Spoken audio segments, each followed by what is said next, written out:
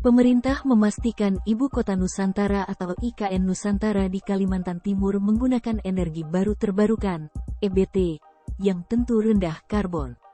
Oleh karena itu, Direktorat Jenderal Energi Baru, Terbarukan dan Konservasi Energi, EBTKE, Kementerian ESDM mendapatkan kesempatan untuk pindah ke IKN pada tahap pertama tahun 2024 mendatang.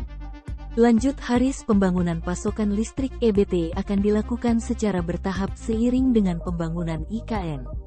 Sebelumnya, Kepala Otorita Ibu Kota Nusantara, OIKN, Bambang Susantono memaparkan rencana penerapan energi hijau di IKN.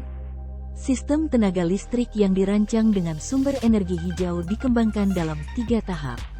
Rinciannya adalah untuk jangka pendek dalam periode tahun 2022 sampai tahun 2023 PV rooftop, EV support di tempat umum dan komersial, perumahan, industri, dan stasiun pengisian daya.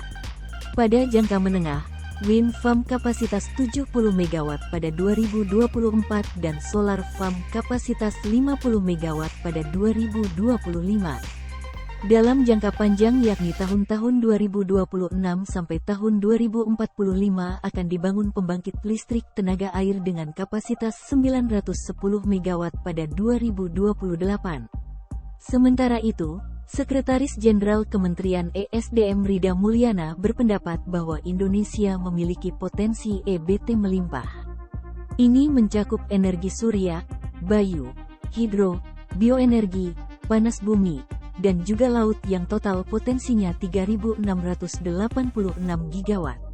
Indonesia punya EBT, mulai dari matahari, energi bayu atau angin, bioenergi, hidro atau air, hingga panas bumi yang tidak akan habis.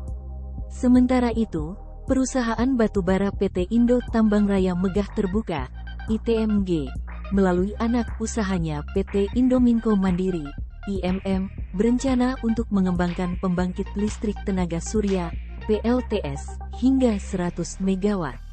Rencana pengembangan ini mengingat luasnya hamparan konsesi yang dimiliki perusahaan dan potensi bisnis yang bisa digali lebih jauh lagi. Untuk pengembangan PLTS setiap 1 MW menelan investasi sekitar $1 juta. Dilansir dari Kontan, saat ini Indominco Mandiri sedang mengupayakan untuk dapat menjualnya ke PT PLN, Persero. Maklum saja perusahaan batubara ini baru mengoperasionalkan PLTS sebesar 3 MW di luas lahan 3 hektare yang penggunaannya juga digunakan untuk operasional perusahaan.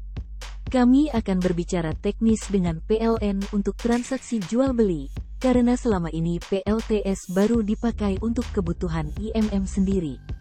Harapannya, PLTS Indominco juga bisa mendukung kebutuhan daya di Ibu Kota Negara, IKN, Nusantara di Penajam Pasir, Kalimantan Timur, kata Era Cahya Saputra, Kepala Teknik Tambang Indominco Mandiri saat ditemui di Bontang, kemarin. PLTS yang dibangun perusahaan menggunakan sistem ground mounting, yakni panel surya dipasang ke struktur rak yang terhubung ke tanah dengan balok baja atau jenis tiang logam lainnya. Dudukan tanah dipasang di area